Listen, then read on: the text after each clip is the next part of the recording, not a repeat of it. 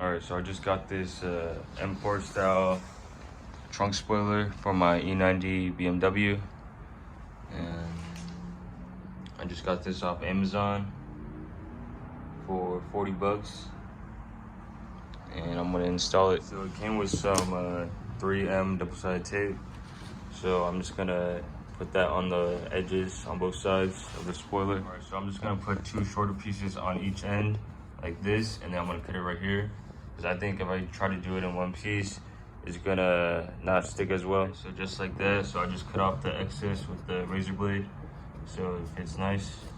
Now I'm just gonna do it on the other side too. Alright, so I got the tape on each end, and now I'm just gonna do the 2 long lines. Alright, so I got all the tape on there, and I had some extra, so I just put some more tape on the edges, just in case it starts to get loose.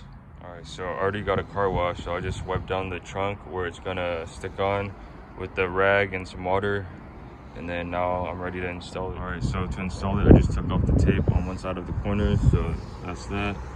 And then I also started taking off the long pieces, so when I stick it on, I can just peel it off.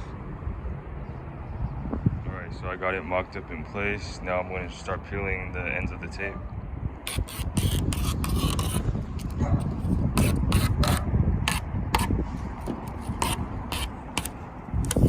So I'm just gonna do the same thing with the bottom line, but it's hard to do with one hand. Alright, so with the tape removed, I just gave it some pressure and just pushed it down. This is what it looks like from the side.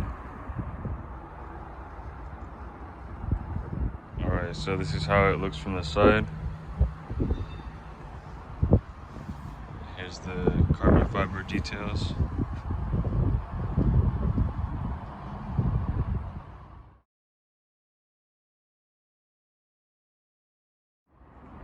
Alright, so this is what it looks like with the spoiler installed.